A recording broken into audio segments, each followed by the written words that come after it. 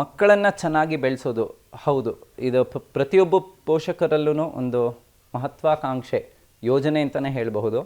ಮಕ್ಕಳನ್ನ ಬೆಳೆಸೋದು, ಅದು ನನ್ನ ಮಗ ಚೆನ್ನಾಗಾಗಬೇಕು, ನನ್ನ ಮಗಳು ಚೆನ್ನಾಗಿ ಕಲಿಬೇಕು, ನನ್ನ ಮಗಳು ಚೆನ್ನಾಗಿ ಓದಬೇಕು, ನನ್ನ ಮಗ ಒಳ್ಳೆ ಇಂಜಿನಿಯರ್ ಆಗಬೇಕು, ಡಾಕ್ಟರ್ ಆಗಬೇಕು, ಅವ್ರು ಏನೇ ಒಂದು ಅಂದ್ಕೊಂಡ್ರು ಆ ಒಂದು ಮಕ್ಕಳಲ್ಲಿ ಇರೋವಂಥ ಒಂದು ಸಾಮರ್ಥ್ಯವನ್ನು ಪರಿಪೂರ್ಣವಾಗಿ ಅಭಿವ್ಯಕ್ತಗೊಳಿಸ್ಲಿಕ್ಕೆ ಪೇರೆಂಟ್ಸು ಪ್ರೈಮರಿ ಇಯರ್ಸಲ್ಲಿ ಸಾಕಷ್ಟು ಕೆಲಸ ಮಾಡಬೇಕಾಗತ್ತೆ.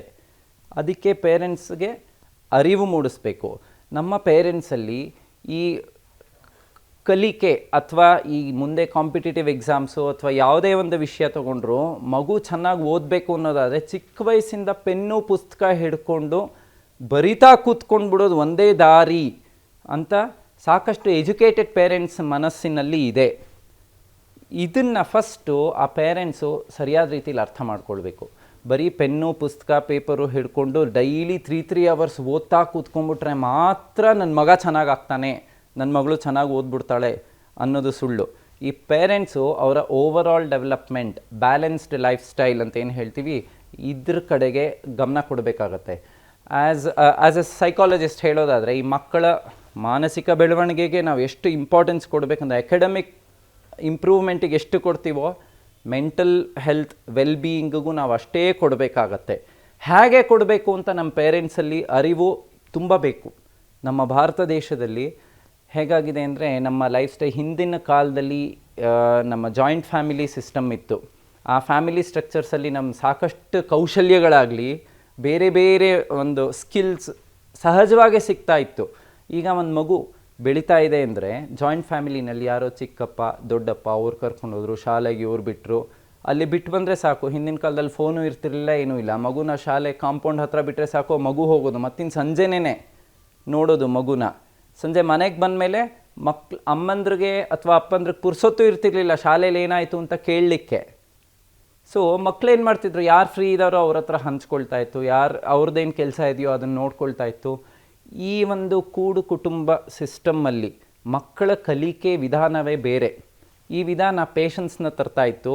ನಮ್ಮ ಕಂಫರ್ಟ್ ಝೋನಿಂದ ಆಚೆ ಬಂದು ಮಕ್ಕಳ ಸಹಜವಾದ ಕಲಿಕೆಗೆ ಸಹಾಯ ಮಾಡ್ತಾ ಇತ್ತು ಕೂಡು ಕುಟುಂಬ. ಈ ಜಾಯಿಂಟ್ ಫ್ಯಾಮಿಲಿ ಸ್ಟ್ರಕ್ಚರ್ಸಲ್ಲಿ ಇನ್ನೊಂದು ಮೇಯ್ನ್ ಏನು ಅಂದರೆ ನಮ್ಮ ಸ್ವಂತಿಕೆ.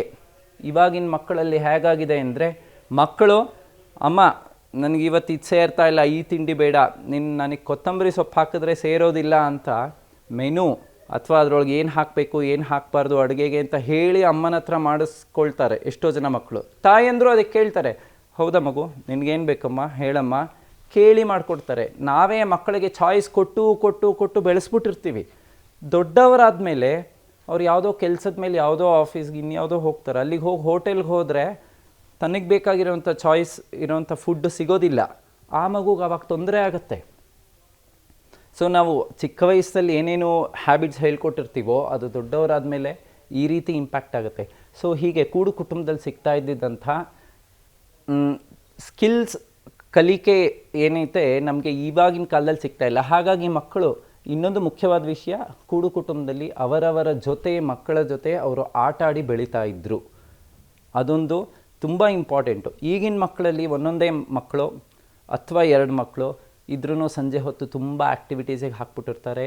ಒಂದು ರೀತಿ ಓವರ್ ಪ್ರೆಷರ್ ಅಂತ ಹೇಳ್ಬೋದು. ಈ ಕೆಲವ್ರು ಕೇಳ್ತಿರ್ತಾರೆ, ನಾವು ಸ್ಪೋರ್ಟ್ಸಿಗೆ ಹಾಕಿದ್ದೀವಿ, ಮ್ಯೂಸಿಕ್ ಹಾಕಿದ್ದೀವಿ, ಡ್ರಾಯಿಂಗ್ ಹಾಕಿದ್ದೀವಿ, ಸಂಜೆ ಹೊತ್ತು ಮಗು ಎಲ್ಲಿ ಮಾತಾಡ್ಸೋಣ ಅಂತ ಅಜ್ಜಿ ತಾತ ಏನಾದರೂ ಮನೆಗೆ ಬಂದರೆ 5 ಗಂಟೆಯಿಂದ 6 ಗಂಟೆ ಸಂಗೀತ ಕ್ಲಾಸು, 6 ಗಂಟೆಯಿಂದ 7 ಗಂಟೆ ಡ್ರಾಯಿಂಗ್ ಕ್ಲಾಸು, 7 ಗಂಟೆಯಿಂದ 8 ಗಂಟೆ ಟ್ಯೂಷನ್ನು, ಮಗು ಫ್ರೀನೇ ಇರೋದಿಲ್ಲ. ಇಷ್ಟೆಲ್ಲ ಮುಗಿಸಿ ಬರೋ ಅಷ್ಟೊತ್ತಿಗೆ ಸುಸ್ತಾಗಿರುತ್ತೆ. ನಿದ್ದೆ ಮಾಡಿದ್ರೆ ಸಾಕು ಅನ್ನೋ ಹಾಗೆ ಆಗಿರುತ್ತೆ ಮಕ್ಕಳಿಗೆ. ಸೊ ಈ ರೀತಿ ಇದು ಓವರ್ ಪ್ರೆಷರ್ ಆಗಲ್ವಾ ಅಂತ ಕೇಳಿದ್ರೆ, ಸೈಕಲಾಜಿಕಲಿ ಹೇಳೋದಾದರೆ ಮಕ್ಕಳು ಖುಷಿಯಿಂದ ಸಂತೋಷದಿಂದ ಕಲಿತಾ ಇದ್ದರೆ ಅದು ಪ್ರೆಷರ್ ಆಗಲ್ಲ. ಮಕ್ಕಳು ಯಾವುದೇ ಒಂದು ವಿದ್ಯೆನ ಯಾವುದೇ ಒಂದು ಸ್ಕಿಲ್ನ ಖುಷಿಯಿಂದ ನಗ್ನಗ್ತಾ ಕಲ್ತ್ಕೊಂಡ್ರೆ ಖಂಡಿತ ಅದು ಪ್ರೆಷರ್ ಆಗಲ್ಲ. ನೀವು ಯಾವಾಗ ಬಲವಂತ ಮಾಡಿ ಫೋರ್ಸ್ ಮಾಡಿ ಮಕ್ಕಳನ್ನ ಬೇರೆ ಬೇರೆ ಆ್ಯಕ್ಟಿವಿಟೀಸಿಗೆ ಹಾಕ್ತಿರೋ ಆವಾಗ ಆ ಮಕ್ಕಳಲ್ಲಿ ಆ ಪ್ರೆಷರ್ ಬಿಲ್ಡಪ್ ಆಗ್ತಾ ಹೋಗುತ್ತೆ. ಇನ್ನು ನಾನು ಕಷ್ಟಪಟ್ಟು ಕಲಿತಾ ಇದ್ದೀನಿ, ಅಯ್ಯೋ ಒತ್ತಡ ಹೇರ್ತಾ ಇದ್ದಾರೆ ನನಗೆ, ಇದನ್ನು ಮಾಡಲೇಬೇಕು ಅಂತ ಹೇಳ್ತಾ ಇದ್ದಾರೆ.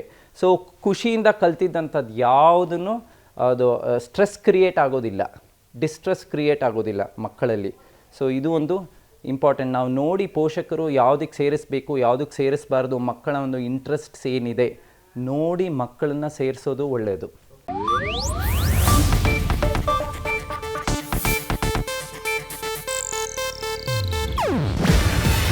ಇದು ಏಷ್ಯಾನೆಟ್ ನ್ಯೂಸ್ ನೆಟ್ವರ್ಕ್ ಪ್ರಸ್ತುತಿ.